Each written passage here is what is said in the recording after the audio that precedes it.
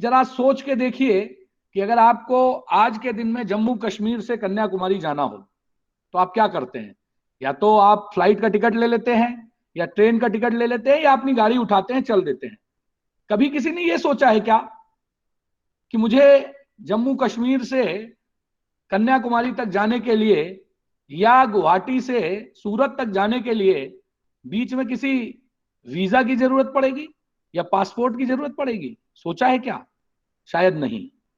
और इस शायद नहीं का उत्तर एक व्यक्ति है, वो है सरदार वल्लभ भाई पटेल।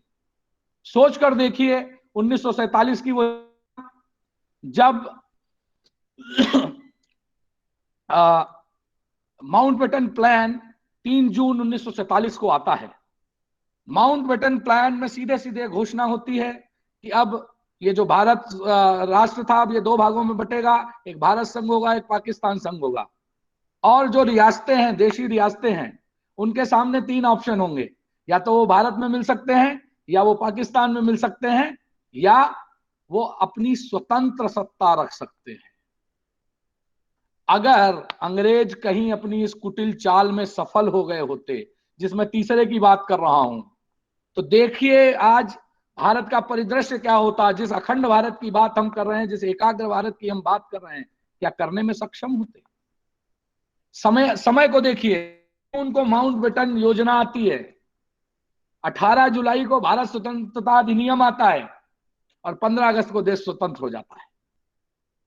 3 जून और 15 अगस्त के बीच का समय देखिए, और इस बीच में एक व्यक्ति जिसको सरदार वल्लभ भाई पटेल के नाम से जाना जाता है, वो 562 रियासतों को, जिनमें से 20 रियासतें ऐसी थी जो खुलकर ये कह चुकी थी कि हम या तो पाकिस्तान के साथ जाएंगे या हम अपनी स्वतंत्र सत्ता रखेंगे, उन 562 रियासतों को 15 अगस्त 1947 में देश के साथ विलय करने के लिए, देश के साथ रहने के लिए तैयार कर देता है। इतने कम समय में इतना बड़ा एकीकरण, जबकि अगर आप इतिहास को देखेंगे तो महात्मा गांधी जी और सरदार पटेल में कई बार वैचारिक मतभेद देखने को मिलते हैं, लेकिन इन रियासतों के विलय के बाद महात्मा गांधी ने मुक्त कंठ से जो बात कही थी, वो ये कही थी कि सरदार पटेल ने एक ऐसी क्रांति की है जो आने वाले समय में रक्तहीन क्रांति के रूप में मानी जाएगी। 15 अगस्त 1947 को जब देश आजाद होता है, तो 3 रियासतें ऐसी बचती हैं, हैदराबाद, जूनागढ़ और जम्मू कश्मीर, जो देश के साथ आने को तैयार नहीं है। ऐसे रियासतों के मामलों का मंत्री, तत्कालीन उप प्रधानमंत्री, गृह मंत्री, सूचना प्रसारण मंत्री सरदार पटेल को बनाया जाता है। इतिहास गवाह है कि जूनागढ़ में क्या हुआ, हैदराबाद में क्या हुआ और जम्मू कश्मीर में क्या हुआ। 2 जगह पर पूर्ण रूप से निर्णय लेने का अधिकार सरदार पटेल को दिया गया था।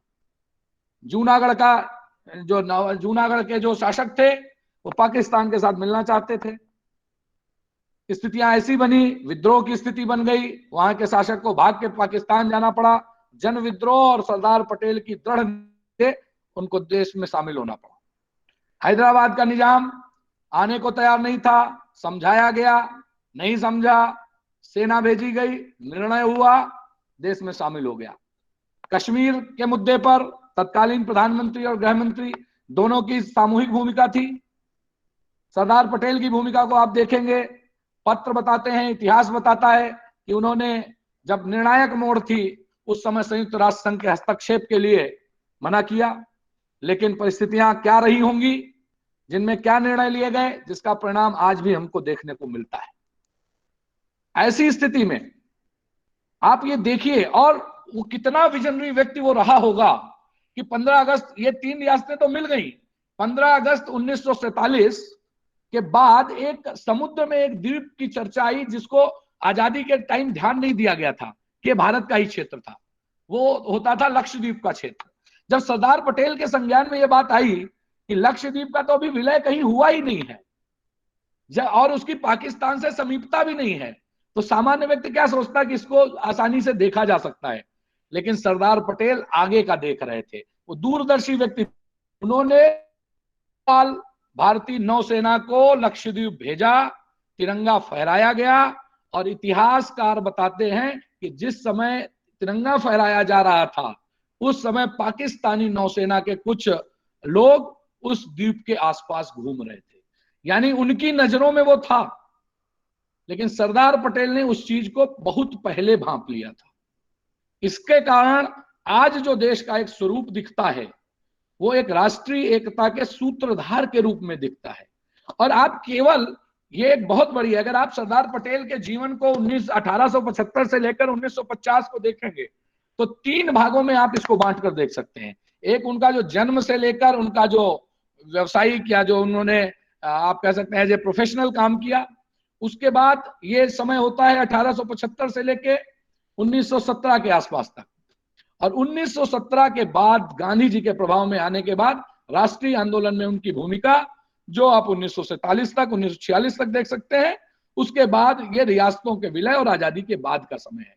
लेकिन इनके बाद का जो समय है 1946 से 1950 का, ये काम इस देश के लिए एक निर्णायक मोड़ पर ले जाकर खड़ा करता है और पूरे जीवन का सार आखिरी के 3-4 वर्षों में इनके जीवन के कीर्ति कलश की तरह स्थापित हो जाता है। और जैसा कि सत्यकाम सर कह रहे थे कि वो विस्मार्क के बारे में पढ़ रहे थे, इनको भारत का विस्मार्क भी कहा जाता है।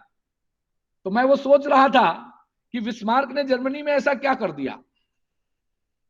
15 स्टेट्स का विलय, केवल 15 स्टेट्स का विलय किया था, और उसको भी आप रक्तहीन क्रांति नहीं कह सकते।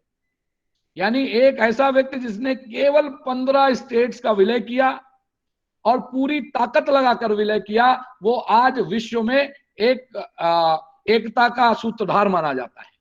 लेकिन आप सरदार पटेल को देखिए, 565 से ज्यादा रियासतों को एक झटके में बिना किसी खून बहाए शामिल कर देना। तो मैं तो कई बार सोचता हूं कि सरदार पटेल को भारत का बिस्मार्क कहने से अच्छा है कि बिस्मार्क को जर्मनी का सरदार पटेल कहना शुरू किया जाना चाहिए, कि चूंकि वो तो एक अंश है। सरदार पटेल के व्यक्तित्व, उनका काम और सरदार पटेल के काम में कोई तुलना ही नहीं है। ऐसा व्यक्ति इस देश का जब उप प्रधानमंत्री बनता है, गृह मंत्री बनता है, और रियासतों का एकीकरण ही एक मुद्दा नहीं था। अगर आप आजादी के समय को देखें तो 3 मुख्य समस्याएं थी। एक थी जो तात्कालिक समस्याएं थी। तात्कालिक समस्याओं को अगर आप देखेंगे तो रियासतों का विलय था, तत्कालीन सांप्रदायिक दंगों पर नियंत्रण पाना था, पाकिस्तान से आए हुए 60 लाख शरणार्थियों का पुनर्वास था। ये 3 बड़ी समस्या, और पूरे देश को एकता के सूत्र में बांधकर कानून व्यवस्था का नियंत्रण करना था। ये तीनों समस्याओं को अगर किसी एक व्यक्ति ने डंके की चोट पर हल किया है तो वो एक व्यक्ति सरदार पटेल के नाम से जाना जाता है।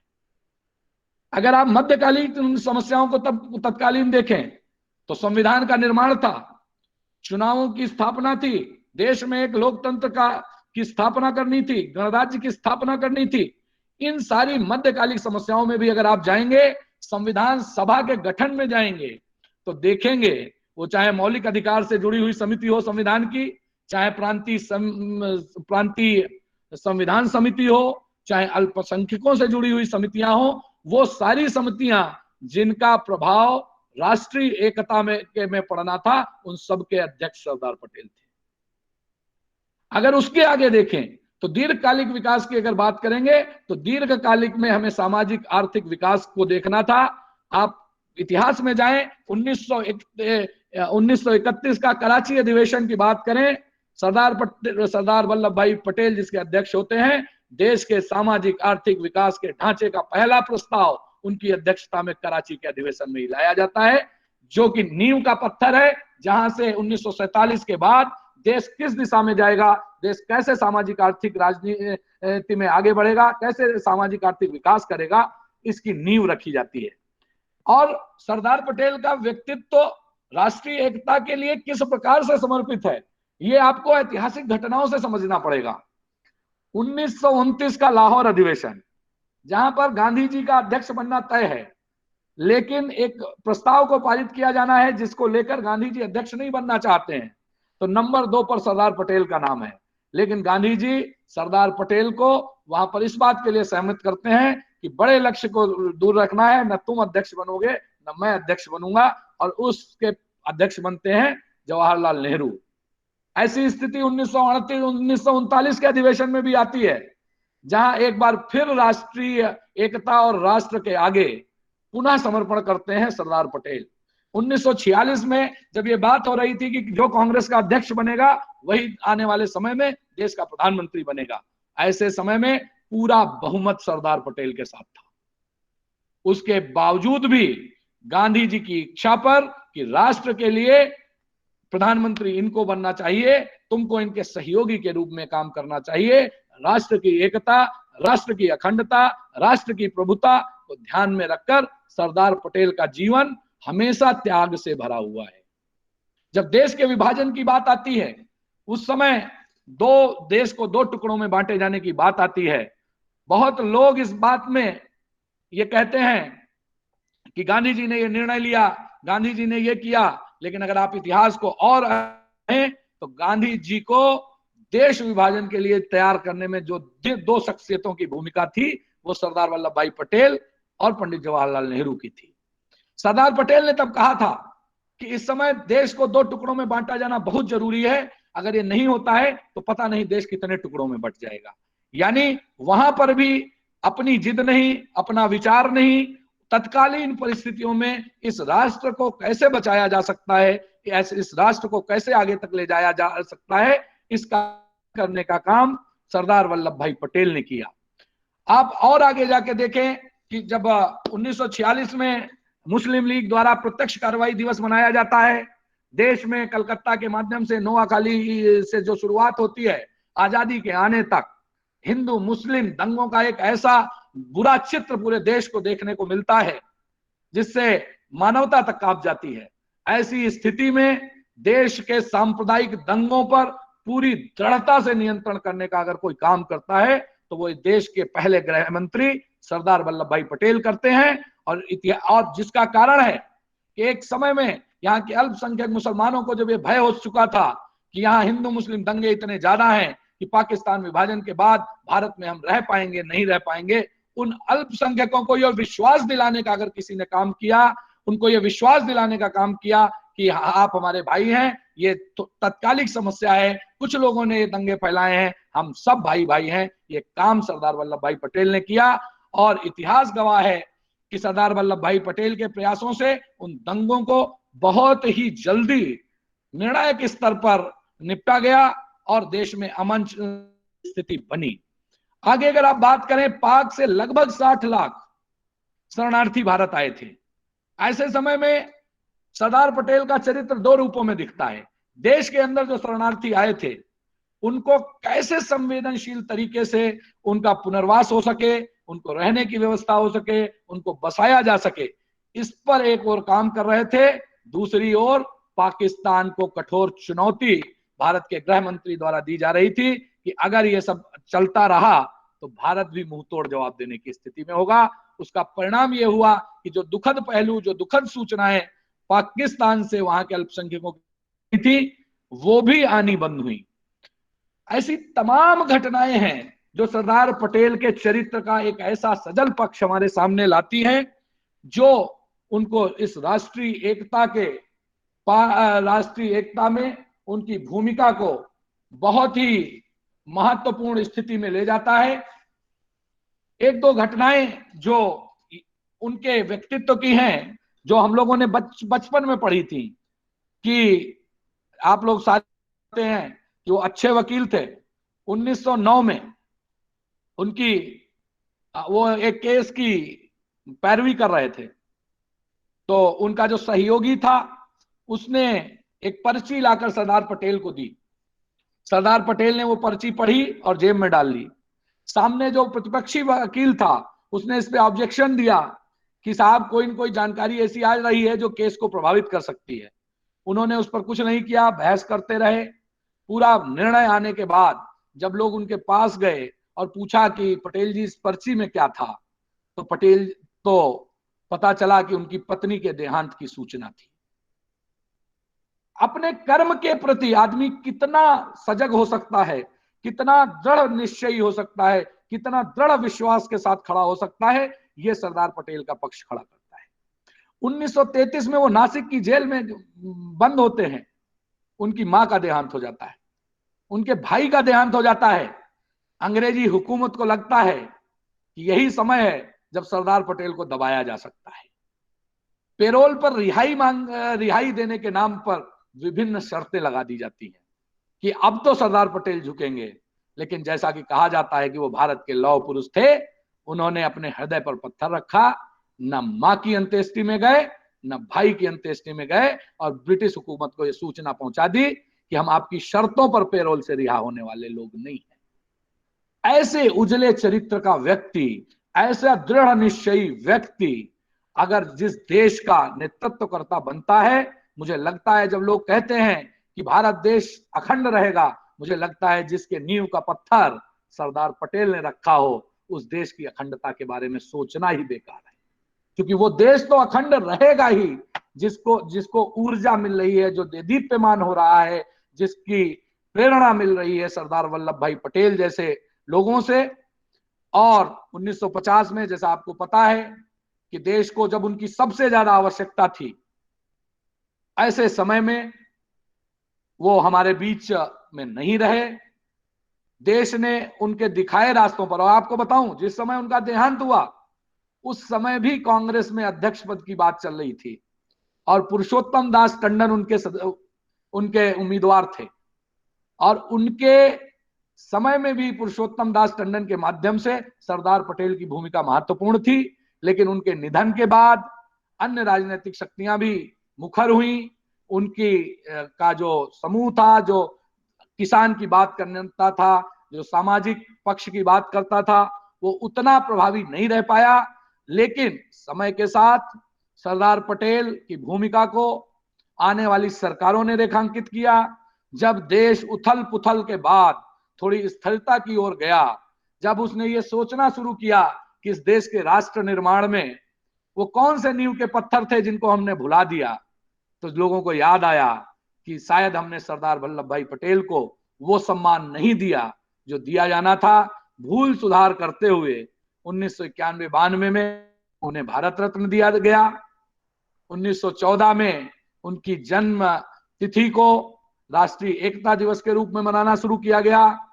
उनकी स्मृति को, उनके कामों को और चिरस्थायी बनाने के लिए स्टैच्यू ऑफ यूनिटी का निर्माण किया गया और धीरे धीरे सरदार वल्लभ भाई पटेल के कामों को आम जन जन तक पहुंचाने का काम शुरू किया गया। तो मेरा यह मानना है कि इस देश में, और एक छोटी सी बात आपको बता दूं, जिस समय देश की आजादी हुई भाषाई पुनर्गठन की बात होने लगी कि राज्यों का, रियासतों का पुनर्गठन कैसे हो।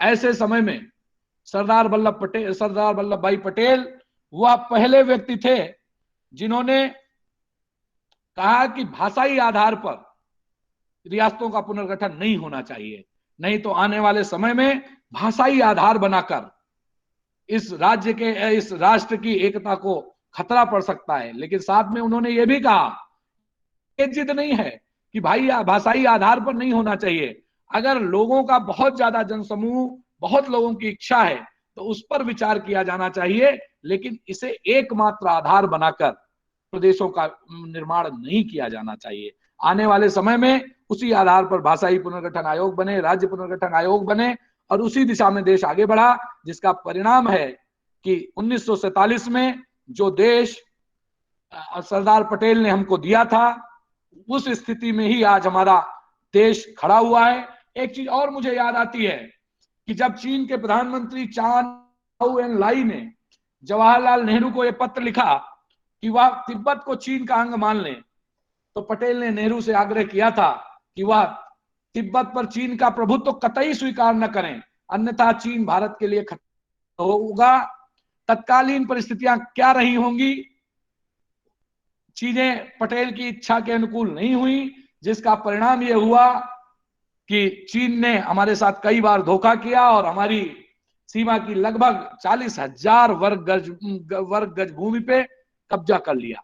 यानी सरदार पटेल एक व्यक्ति जिसके दिमाग में केवल भारत नहीं था, आसपास पाकिस्तान में क्या हो रहा है, अफगानिस्तान में क्या हो रहा है, चीन में क्या है, श्रीलंका में क्या है, ये हमारी राष्ट्रीय एकता और अखंडता को कैसे प्रभावित कर सकता है। ये एक बहुत बड़ा विजन लेकर एक बहुत बड़ा महापुरुष हमारे बीच में आया और हमें आने वाली पीढ़ियां इस बात पर गर्व करेंगी कि उनके देश का पहला उप प्रधानमंत्री, देश का पहला गृह मंत्री, देश का पहला सूचना प्रसारण मंत्री एक ऐसा व्यक्ति था जिसने इस देश के लिए अखंड एकाग्र भारत के निर्माण में अपनी महत्वपूर्ण भूमिका निभाई। उनके लिए, और मैं सरदार पटेल से प्रभावित क्यों रहा यह भी आपको बता दूं। मेरे पिताजी एक सीनियर सेकेंडरी स्कूल में प्रिंसिपल थे और उस स्कूल का नाम हुआ करता था पटेल बतासो राजरानी इंटर कॉलेज गौसगंज हरदोई। तो सरदार पटेल का जीवन, सरदार पटेल की मूर्ति जब मैं 4 साल का था तब से मेरे जीवन में रही। आगे जब सिविल सेवाओं में आया, इतिहास पढ़ने का मौका मिला, समसामयिक पढ़ने का मौका मिला, तो उस व्यक्तित्व को और पास से देखने का अवसर मिला। और उनके लिए कभी मैंने लिखा था कि तब मैं विस्मार्क को बहुत बड़ा मानता था, इसलिए उस समय की पंक्तियां थी कि विस्मार्क सी दृढ़ता, विस्मार्क सी दृढ़ता सत साहस मृगेंद्र सा पाया, विस्मार्क सी दृढ़ता सत साहस मृगेंद्र सा पाया, गीता का गीता का कर्म योग निज जीवन में अपनाया, नारिकेल फल तुल्य, नारिकेल फल तुल्य कोमल आपका अंत स्थल है, देश हित चिंतन ही जिनका निज चिंतन प्रतिफल है, जिनका निज चिंतन प्रतिफल है। जय हिंद, जय भारत।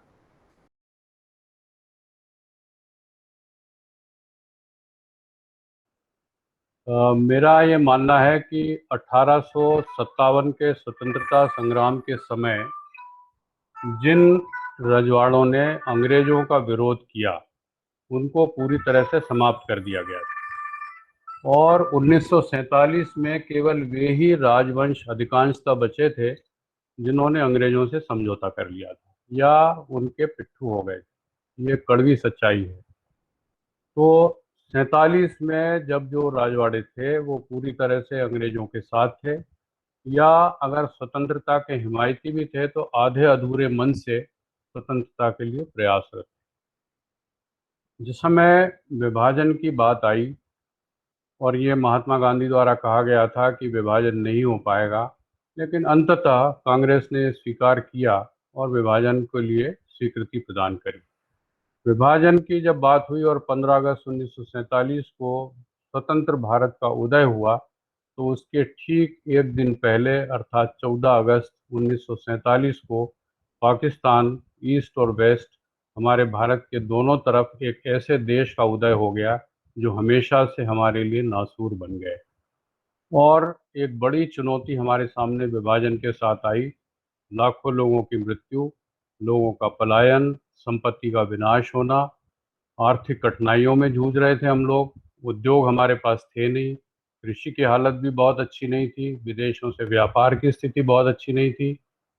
सभी तरह की परेशानियों को झेलते हुए एक ऐसे स्वतंत्र राष्ट्र का निर्माण हुआ जो कि कई रियासतों में बटा हुआ था।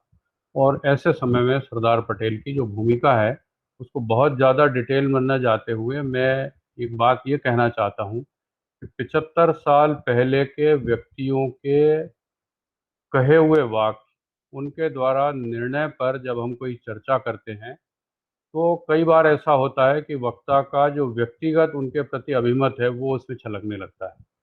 लेकिन ऐसा न करते हुए मैं इन 5 जो पुस्तकें हैं इनका संदर्भ जरूर देना चाहूँगा, और यही 5 पुस्तकें हैं जो उनकी भूमिका को बहुत अच्छी तरह बताती हैं।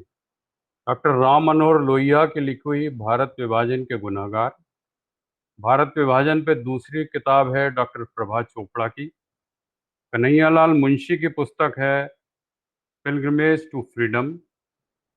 मेनन साहब की लिखी हुई किताब इंटीग्रेशन ऑफ इंडियन स्टेट, और राजमोहन गांधी की लिखी हुई किताब गांधी पटेल ए लाइफ, और सरदार पटेल के जो पत्र हैं जो अच्युतानंद पटवर्धन को लिखे गए उनका अध्ययन, और सबसे लास्ट में जो किताब आई जम्मू कश्मीर से सैफुद्दीन सोच की पुस्तक जिसमें लिखा था glimpses of history and the story of struggle. इन किताबों को यदि हम संदर्भ में देखते हैं तो 3 व्यक्ति एक साथ हमारे ध्यान में आते हैं जो तीनों उस समय के बड़े दिग्गज थे। एक राष्ट्रपिता महात्मा गांधी, दूसरे भारत के प्रथम प्रधानमंत्री पंडित जवाहरलाल नेहरू और तीसरे सरदार पटेल। इन तीनों का एक दूसरे से बड़ा स्नेहपूर्ण संबंध था, एक दूसरे के प्रति पूर्ण विश्वास भी था, और यदि किसी प्रकार से दोनों तीनों के मत नहीं भी मिलते थे तो भी कंट्रोवर्सी कभी बाहर ज़्यादा नहीं आई। महात्मा गांधी जी ने अहिंसात्मक आंदोलन का नेतृत्व किया और मुझे ऐसा लगता है कि वे महात्मा की श्रेणी में आ चुके थे। और जब कोई व्यक्ति महात्मा की श्रेणी में आ जाता है तो वो क्या सही क्या गलत इसके ऊपर ज़्यादा निर्णय लेता है, बजाय इसके कि क्या हमारे हित में है और क्या अहित में है। और महात्मा गांधी जी ने जो भी निर्णय लिए वो सत्य अहिंसा के आधार पर लिए। तत्कालीन परिस्थिति में जो उनको उचित मिल गया, कम से कम जो 55 करोड़ पाकिस्तान को देने का निर्णय था जबकि युद्धरत थे, उसके ऊपर बड़ी कंट्रोवर्सी है। उस पर बहुत न जाते हुए उनके प्रति पूरी श्रद्धा व्यक्त करते हुए पंडित जवाहरलाल नेहरू जी जो थे उनके बारे में एक कमेंट ये है कि वे स्वप्न दृष्टा थे। भारत के विकास में निश्चित रूप से उनका बहुत बड़ा योगदान रहा, लेकिन अंतर्राष्ट्रीय छवि बनाने के लिए, गुटनिरपेक्ष आंदोलन को शुरू करने के लिए और एक अंतर्राष्ट्रीय छवि बनाते हुए सेक्युलरिज्म को विकसित करने की जो उनकी भूमिका थी, उसके कारण सरदार पटेल से उनका जो मत विभाजन था वो कहीं ना कहीं ज़रूर था। अगर हम जम्मू कश्मीर की बात करें, हैदराबाद की बात करें और फिर भोपाल स्टेट की बात करें, तीनों का बहुत थोड़ा थोड़ा वर्णन मैं करना चाहूँगा। तो जम्मू कश्मीर की जब हम बात करते हैं तो इन पुस्तकों में कई जगह ऐसा संदर्भ आता है कि प्रारंभ में सरदार पटेल का बिल्कुल क्लियर कट अभिमत ये था कि जम्मू कश्मीर के राजा को ही निर्णय लेना है कि वे भारत के साथ रहेंगे या पाकिस्तान के साथ रहेंगे, और उनका जो भी निर्णय होगा भारत सरकार उसको मानेगी। ये बेसिकली उनका आइडिया था। लेकिन जिस समय जिन्ना ने हैदराबाद के नवाब से एग्रीमेंट करना शुरू किया और ये कंसेप्ट डेवलप करने लगे वो कि ये जो मुस्लिम सल्तनत हैं ये पाकिस्तान के साथ मिल सकती हैं, तब उनका पूरा हेजिटेशन दूर हो गया और उनको ये स्पष्ट हो गया कि अब नैतिकता अनैतिकता की बात करना बेकार है और जम्मू कश्मीर को भारत के साथ ही मिलना होगा। भले ही जो राजा वहाँ के हैं हरि सिंह वो हिंदू थे और जनसंख्या की जो आबादी थी वो अलग प्रकार की थी, और हैदराबाद में इसके ठीक उल्टा दृश्य था। जो वहाँ के नवाब थे वो मुस्लिम थे और रजाकारों द्वारा आंदोलन प्रारंभ कर दिया गया था। तो जम्मू कश्मीर के संदर्भ में जो दो तीन बातें उल्लेखनीय हैं कि एकमात्र ये मामला था जो नेहरू जी ने सरदार पटेल को न देते हुए इसको खुद हैंडल करने का निर्णय किया, और इसी का परिणाम था कि आज तक हम इसके दंश को भोग रहे हैं, और जम्मू कश्मीर का एक बहुत बड़ा भाग आज भी आज़ाद कश्मीर के नाम पे पाकिस्तान के साथ है। जिस समय रजाकारों ने आक्रमण किया था उस समय भी भारतीय सेना ने इसका प्रतिकार करना चाहिए या न करना चाहिए, इसके ऊपर कैबिनेट में बहुत मतभेद थे। यदि आप राष्ट्रीय अभिलेखागार में जो कैबिनेट के डिसीजन हैं उनको पढ़ेंगे और ये जिन किताबों का मैंने संदर्भ दिया है उनकी बात सुनेंगे, तो प्रारंभ में जवाहरलाल नेहरू जी का अभिमत ये था कि हमको मिलिट्री इंटरवेंशन नहीं करना चाहिए, ये अंतिम विकल्प होगा। और शुरू से उनका यह अभिमत था कि हम यदि सही हैं तो संयुक्त राष्ट्र संघ में इस मामले को ले जाएंगे और निश्चित ही ये मामला हमारे फेवर में जाएगा। सरदार पटेल ने इसका बहुत विरोध किया था कि ये यूनाइटेड नेशंस में जाने का विषय नहीं है, और जिस समय ये बात हो रही थी कि मिलिट्री इंटरवेंशन होना चाहिए या नहीं होना चाहिए और कैबिनेट ने शुरुआत में जब इसको मना कर दिया था, उसके बाद भी ये परस्यू करते रहे। और जनरल करियप्पा से जब उनकी चर्चा हुई थी, इसका भी संदर्भ आता है किताबों में, और उन्होंने ये कहा कि नहीं, मिलिट्री इंटरवेंशन होगा। यदि मिलिट्री इंटरवेंशन के बाद अगर फौजों को रोका नहीं जाता, सरदार पटेल की यदि चल पाती, तो निश्चित रूप से जम्मू कश्मीर का पूरा भाग जो था वो आज भी भारत के साथ होता। तो जम्मू कश्मीर के संदर्भ में तो ये बात है। हैदराबाद के संदर्भ में यदि बात करें तो हैदराबाद के संबंध में भी कैबिनेट में जब बात आई तो जवाहरलाल नेहरू जी ने हमेशा इन संदर्भित किताबों के अनुसार ये कहा कि हम पहले प्रयास करेंगे शांतिपूर्ण वार्ता का, समझाने का प्रयास करेंगे, और यदि शांतिपूर्ण वार्ता से नहीं बात होती है तो फिर देखा जाएगा कि विकल्प क्या होगा। लेकिन निज़ाम हैदराबाद के सामने ये विकल्प खुला है कि वो भारत के साथ मिले या पाकिस्तान के साथ मिले। इसका भी सरदार पटेल ने बहुत विरोध किया था। और अगर कभी हैदराबाद भारत के नक्शे के बीच में एक अलग राज्य के रूप में हो जाता तो उनका जो एक फेमस वाक्य है कि ये हिंदुस्तान के पेट में एक कैंसर की तरह होगा। तो रजाकारों ने जब आक्रमण शुरू कर दिया था तब सरदार पटेल ने निर्णय लिया, जवाहरलाल नेहरू जी को फोर्स किया और तब कैबिनेट ने ये निर्णय लिया कि हाँ, मिलिट्री इंटरवेंशन हो सका है। बहुत ज़्यादा ज़रूरत नहीं पड़ी लड़ाई की, लेकिन इसके पहले जहाँ जो इतिहास कहता है कि हैदराबाद के निज़ाम ने 3 प्रयास किए। एक चेकोस्लोवाकिया से उन्होंने करस्पॉन्डेंस किया था हथियार खरीदने के लिए। दूसरा उन्होंने ये प्रयास किया था कि गोवा जो पुर्तगालियों के अधीन है वहाँ पर एक बंदरगाह जो होगा वो पुर्तगालियों को दे दिया जाएगा और बदले में पुर्तगाल हैदराबाद निज़ाम की मदद करेगा। और तीसरा प्रयास उन्होंने ये किया था कि यूनाइटेड स्टेट्स से इंटरवेन करने को कहेंगे कि इस स्टेट को आज़ाद रहना चाहिए। लेकिन सरदार पटेल की ये दृढ़ता थी कि इस प्रकार का कोई भी प्रयास सफल नहीं हुआ और रजाकारों के आंदोलन को कुचलकर, निर्ममता से कुचलकर हैदराबाद का विलय हो पाया। और जब सरदार पटेल प्लेन से हैदराबाद में उतरे तो जो वीडियो उपलब्ध हैं उसके अनुसार उन्होंने देखा कि निज़ाम हैदराबाद एयरपोर्ट पे मौजूद हैं तो वो मुस्कुराए और उनको लगा कि हाँ, मेरा जो प्रयास था वो आज सार्थक हो गया है। इसी तरह की बात है भोपाल के नवाब की। भोपाल के नवाब के बारे में भारतीय इतिहास में बहुत कम लोगों ने वर्णन किया है। इनकी विशेषता ये थी कि नवाब भोपाल जो प्रिंसेस का एसोसिएशन था उसके चेयरमैन थे और चेयरमैन के नाते उन्होंने उस एसोसिएशन के सामने एक प्रस्ताव ये रखा था कि जिस प्रकार भारतीय एक देश संघ होगा, पाकिस्तान का एक संघ होगा, उस तरह से हम एक इंडिपेंडेंट संघ और बना सकते हैं जिसमें कुछ रियासतें शामिल होंगी। और हमीदुल्लाह जो नवाब थे उन्होंने हमेशा ये प्रयास किया कि हैदराबाद, जिस तरह से हैदराबाद पृथक रहे, जम्मू कश्मीर अलग रहे और भोपाल रियासत बिल्कुल पृथक रहे और आसपास की जो छोटी छोटी रियासतें हैं उनका एक परिसंघ बन के यहाँ पे काम करे। इसके लिए हमें बधाई देना चाहिए हमारे राष्ट्रपति शंकर दयाल शर्मा जी को, तत्कालीन जो उस समय युवा थे। इस आंदोलन को उन्होंने यहाँ भोपाल में चालू किया और आपको आश्चर्य होगा कि लगभग 1.5 साल बाद भोपाल रियासत का भारतीय महासंघ में विलय हो पाया था। तो हमीदुल्लाह ने पूरा प्रयास ये किया था कि भोपाल रियासत अलग रहे। इसके लिए बहुत आंदोलन यहाँ पे हुए, गोली चालन की घटनाएं हुई। लेकिन इतिहास के संदर्भ में जब हम अपने विद्यार्थियों को बताते हैं तो इस भोपाल के गोलीकांड की, 1.5-2 साल तक पृथक स्टेट के रूप में रहने की बातें हम अपने विद्यार्थियों को नहीं बताते हैं।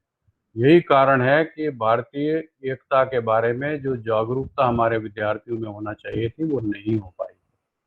एक उल्लेख और बहुत इम्पोर्टेंट है, शायद डॉक्टर साहब ने उसका जिक्र किया होगा, मुझे पता नहीं, लाइट नहीं थी जो मैं नहीं सुन पाया। तो सबसे बड़ा काम मैं उनका मानता हूँ सोमनाथ मंदिर का जीर्णोद्धार।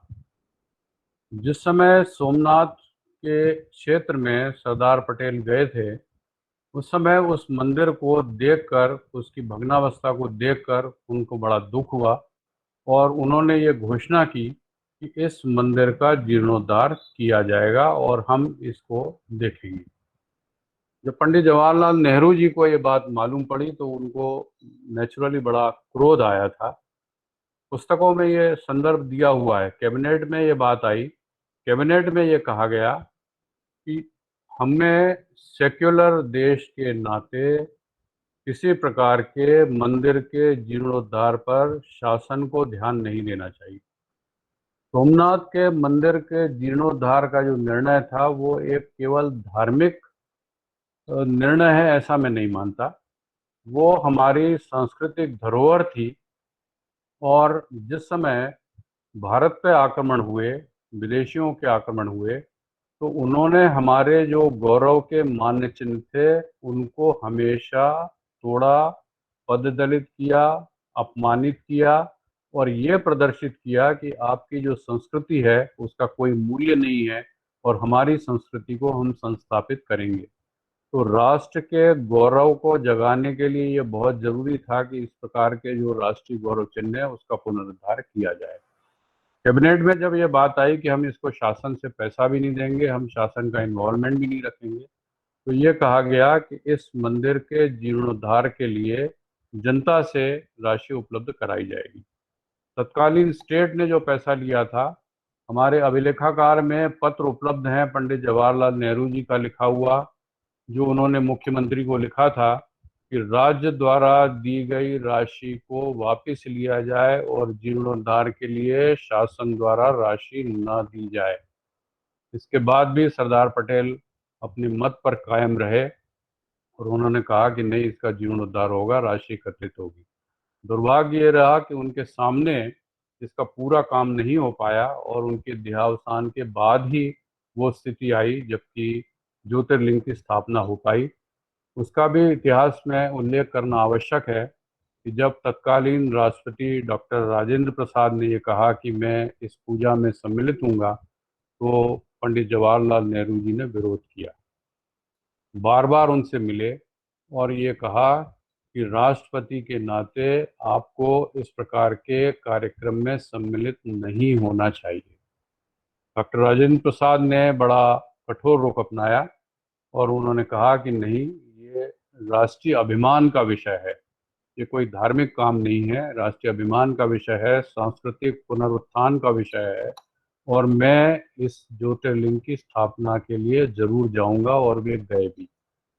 अगर सरदार पटेल ने निर्णय न लिया होता, पंडित जवाहरलाल नेहरू जी के दबाव में वो आ गए होते, तो जिस प्रकार से ये प्रधानमंत्री जी ने तत्कालीन मुख्यमंत्री को पत्र लिखा था कि इस काम से दूर रहें, अगर उस दबाव को सरदार पटेल मान जाते तो आज भी हमारे सामने सोमनाथ का मंदिर उसी हालत में दिखाई देता जैसे कि हमारे यहाँ के जो म्यूजियम हैं उसमें पुराने फोटोग्राफ उपलब्ध हैं।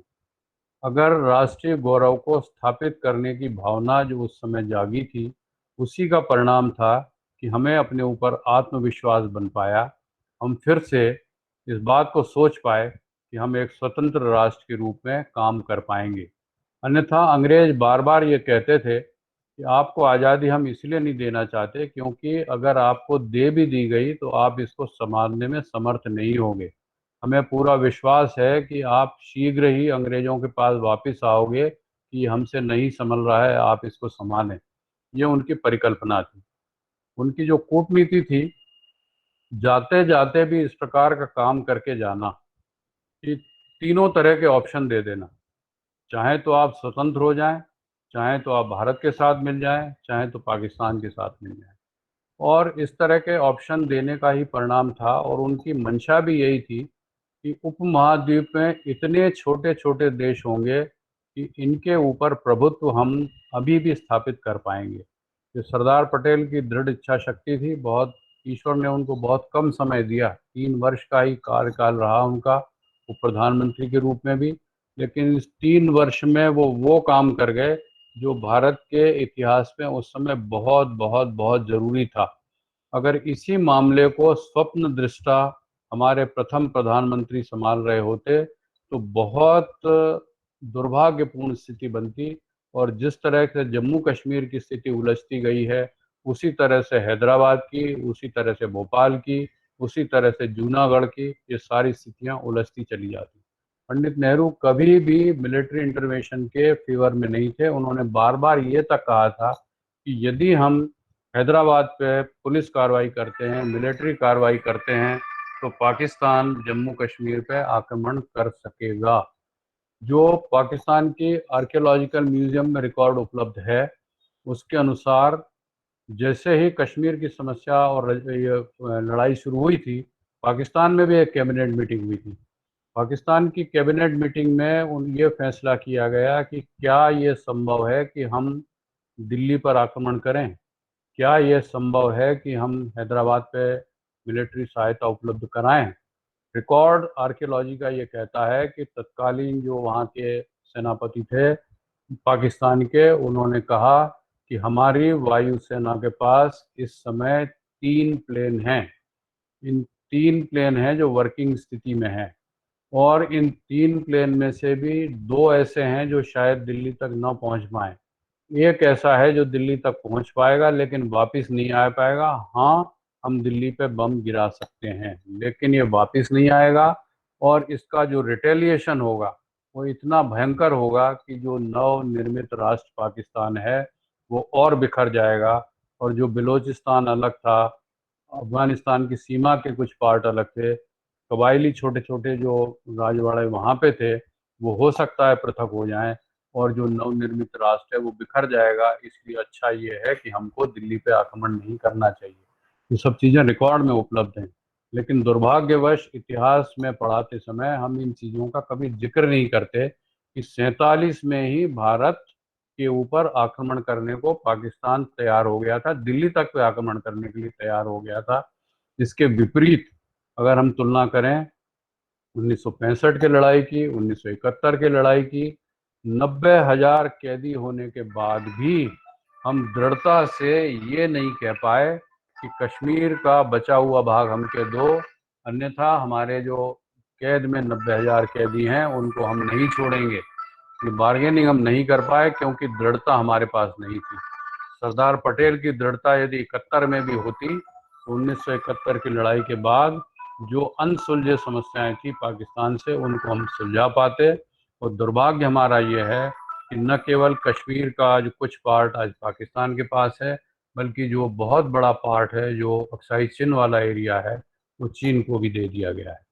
तो कई बार जब हम 75 साल बाद बातचीत करते हैं तो हो सकता है कि हमको ये लगे कि उस परिप्रेक्ष्य में ये निर्णय होना चाहिए था, वो निर्णय होना चाहिए था। ये तीनों ही व्यक्ति बहुत महान थे, बहुत विद्वान थे, निश्चित रूप से राष्ट्र के प्रति पूरी तरह समर्पित थे, और उनको जो अच्छा लगा होगा उन्होंने निर्णय लिया।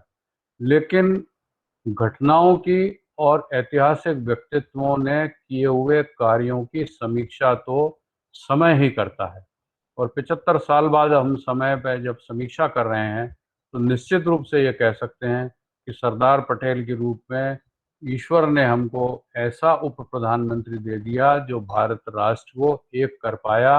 अन्यथा यूरोप की तरह ही आज भी हमारे देश में कई छोटे छोटे रियासतें रह जाती। अन्यथा क्या कारण था कि हमने गोवा को अपने में नहीं मिलाया?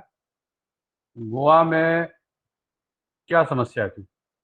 इसका भी आप आर्काइव में देख लीजिए। एक कैबिनेट में ये भी बात आई थी कि गोवा पे भी आक्रमण किया जाए, लेकिन पंडित नेहरू ने इसका सख्त विरोध किया कि नहीं, गोवा पे हमको आक्रमण नहीं करना।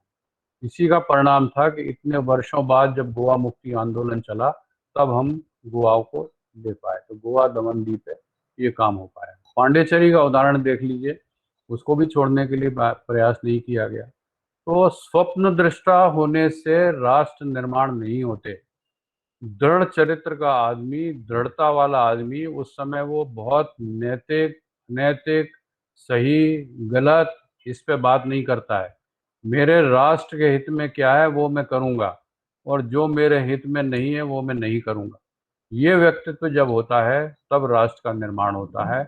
आज के दिन हम सब लोग बहुत आभारी हैं, उस महान आत्मा के प्रति कृतज्ञ हैं, सरदार पटेल के प्रति, कि उनके जैसे व्यक्तित्व के कारण न केवल हम राजनीतिक रूप से एक रह पाए, सांस्कृतिक रूप से एक पाए, दृढ़ हमको प्रशासनिक मशीनरी मिल पाई, और एक राष्ट्र के रूप में हम निरंतर प्रगति कर रहे हैं।